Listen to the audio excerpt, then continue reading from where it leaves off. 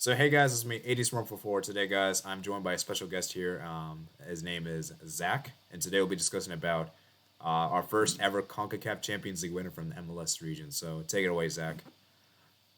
This is a big day for CONCACAF.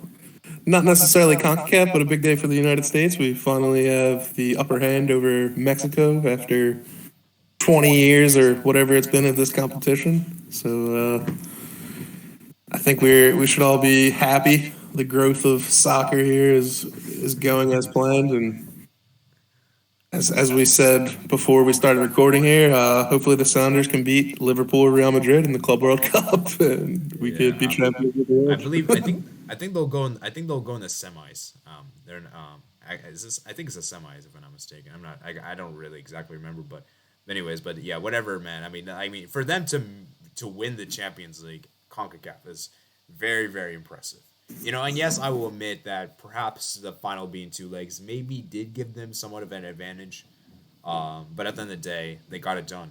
That's all that matters. And you It know, was it was an absolutely convincing win here tonight. yeah, So yeah, no excuse. they, granted, this Pumas team is in 11th place in Liga MX, but as well, the Sounders aren't having the greatest year in the MLS. So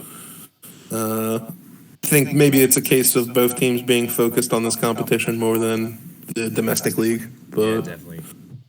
And so, it's definitely something to be proud and happy about right now. yeah, we know some teams are like doing so well in like their European competitions. Like for example, like you got Villarreal. They're not doing that well in League La Liga, but they're still like they made the semis of the Champions League.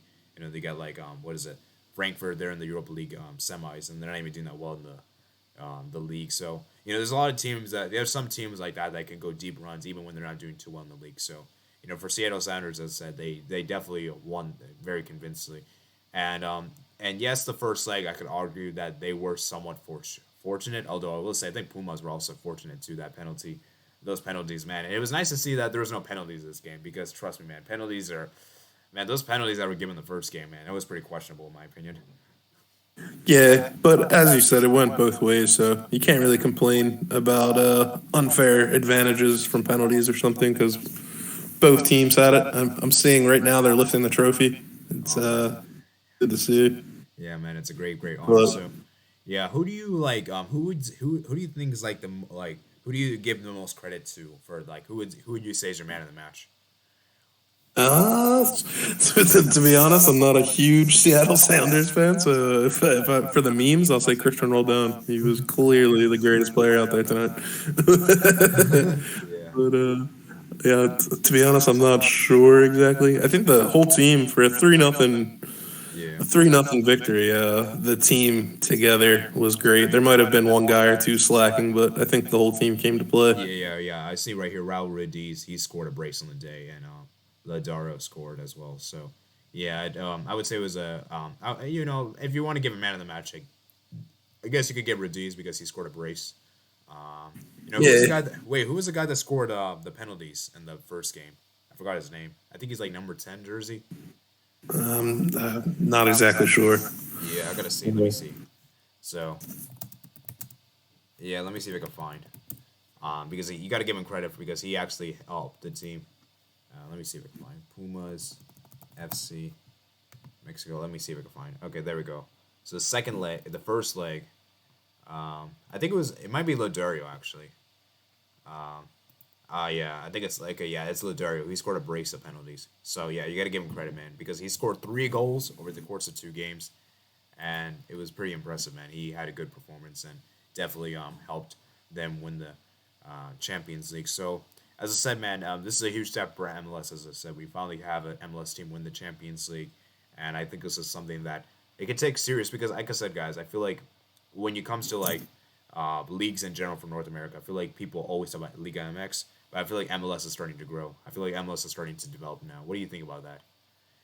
Yeah, I think we're getting close to equal. I know if you use Transfer Market as a judge of character or talent, it's we're pretty much equal on players' values and stuff, and we're seeing so many more players here going over to Europe now. So it's at least it's an amazing farm system.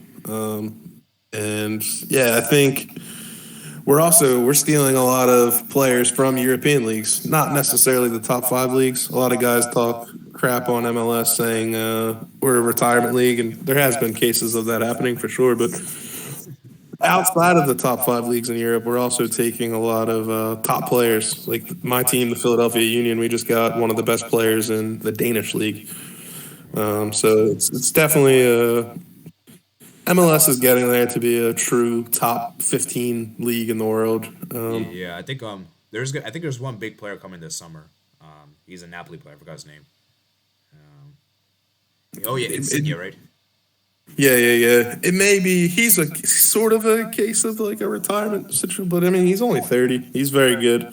He could definitely still be playing in Europe. He came for the money mostly, but it's just it's we're getting there. I mean, I said top 15. I don't know. We might be closer to that 10th place, 11th place mark. So we're definitely a destination for good talent as well. And the more and more the sport grows here and the money gets in it from the fans and the eyes of the audience, we'll be able to keep raising our salary caps. Yeah, The league's going to get there, and also the salary caps. I actually enjoy that aspect of it compared to the European leagues. yeah, that's kind of It nice. makes the teams much more equal, and the league's a lot more competitive. Yeah, and yeah, that's kind of true because we have seen like a lot of teams like they're kind of exploiting the salary cap in the European games. So it's nice to see. Yeah. I mean, Europe, it's the same five teams in each of the leagues pretty much that are competing. You it's maybe happened once or twice where a shocking result like Leicester happened or something. Yeah, so definitely not. As I said, man, no. Well, it's a great honor, and as I said, man, this being the World Cup year, man, let's hope that Concacaf can do well because I think Concacaf, man, I feel like it's been kind of scrutinized. I feel like a lot of non-Concacaf people they don't really rate this region whatsoever, and I feel like if the Concacaf nations could do well, man, this World Cup it'll be absolutely insane.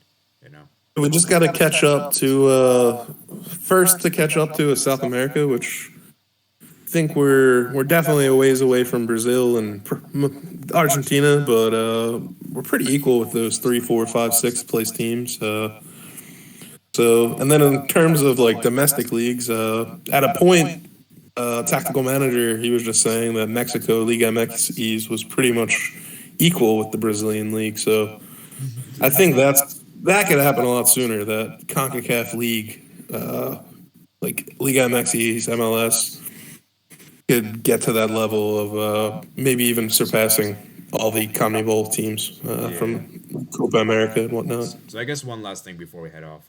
Do you think like we could see like do you think like the Liga MX domination of CONCACAF Champions League is over, or do you think it's too early to say? Yeah, I think it's definitely equal. I think there's still a strong league. I don't think.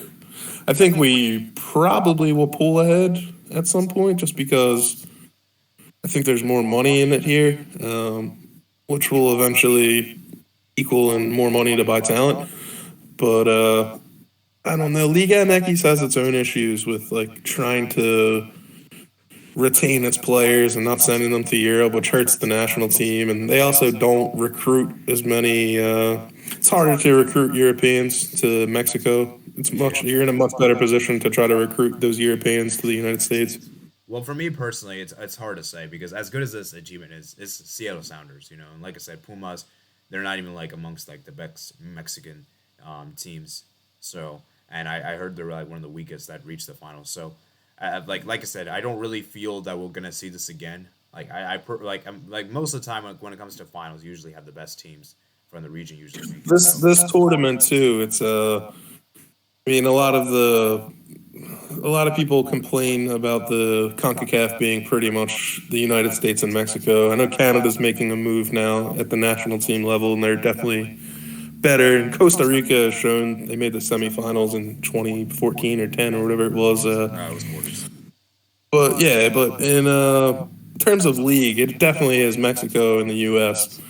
So I think the entry into this CONCACAF Champions League, like I get that we're trying to make it fair and we're trying to bring in some of those Canadian teams and some of those Costa Rican teams and whatever, but it's kind of weakens the pot a little bit. Like I think there should be more Mexican and more United States teams Yeah. in there.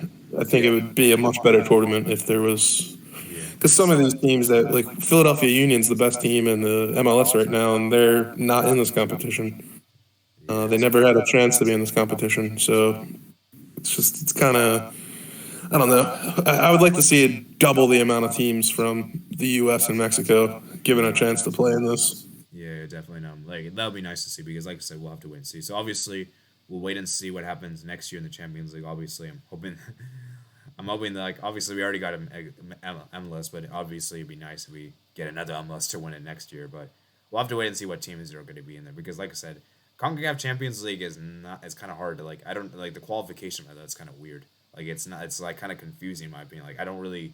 Like it's not as straightforward as like UEFA. UEFA is like pretty straightforward. Like you get top for your league, you're in it. Like here it's like pretty complicated. Like you have to win like champions. Yeah, there's little cups that no one really, the Canadian Cup and this Croatia or not Croatia, Costa Rican thing, and yeah, there's it's kind of weird how the qualifications work here. Even the MLS teams, I think it's the MLS Cup, the Supporter Shield, and maybe the runner-up, maybe of the final. Yeah. I don't know. They need to just Yeah. best judge of talent over the year because I do love the MLS Cup. Don't get me wrong, but there's more luck involved in that. I do think it's a very fun tournament to watch because it's all out on the line. It's sort of like the Champions League in Europe, but for qualification for the Champions League here, I think it should be the top. I think we should expand it to 8 teams from Mexico and the U.S. and the top 4 of the Yeah. Western Conference and the Eastern Conference from MLS. Let me just show you guys the teams that made it. So we had like Leon made they were the 2020 Guardian champions. Then we had Cruz Azul 2021 Guardianes champions. UNAM 2020 Guardian runners up. Then Santos Laguna 2021 Guardian runners up. New York City FC 2021 MLS Cup champions. New England Revolution 2021 MLS Supporters Shield champions. Colorado Rapids 2021 MLS Western Conference regular season champions. And the Seattle Sounders had the highest ranked U.S. based Division One club based on 2021 MLS regular season, not already qualified. CF Montreal then had the 2021 Canadian Championship champions, and then Cavalli 2021 Concacaf Caribbean Club Championship champions. Oh, man. Yeah, I mean it's fun. Let the smaller nations in there, like give them a chance, let them have their moment, but they're just not competitive. Yeah. If we really want a great tournament for league, domestic league, Concacaf soccer, we need to bring in the top 4 teams from the seasons. So the top 4 teams from the Western Conference and the Eastern Conference, and then in Liga MX have 1 through 8th place. Like that would be a truly the best way to do this tournament. Yeah. Because a lot of those teams you just mentioned, and a lot of the teams that are from the MLS this year, they're kind of struggling. Yeah. So so I just see right here. So apparently, you already mentioned this. So apparently, 2024, there's going to be an expansion out here. So it's going to be interesting. Let me see the new format. So 27 teams would take part. 22 teams into the first round. The winners of the winners to be joined by 5 teams round of 16. Teams may qualify for the CONCACAF Champions League through domestic leagues or cups, through the regional cup competitions, the league cups for teams from North America, Central American Cup for teams from Central America, Caribbean Cup for the teams from the Caribbean. So I guess they're going to already expand as you want, man. yeah, it just makes sense. It's not enough having only 3 Mexican and 3 United States teams. Eventually, Canada may get there. I know they're trying their thing with the Canadian Premier League, but in my opinion, they should just make all those teams try to. I know the MLS is going to continue to expand. A lot of people dream about it getting up to 64 teams, so those teams should just try to get on board with the MLS. I don't really see the Canadian Premier League succeeding when there's already a bigger league that Canadian teams are in. It's going to always be like the 2nd division of Canadian soccer, in my opinion. So yeah, definitely, it's a great honor, man, and like I said, man, we'll wait and see what happens. So, any closing thoughts before I head off? I guess. It's just yeah, it's a big day for soccer in the United States. We're continuing to look good, continuing to grow here, and it's good. I'm glad it was in Seattle. There was probably 40, 50,000 people there. They have one of the nicest stadiums, soccer specific stadiums in the MLS.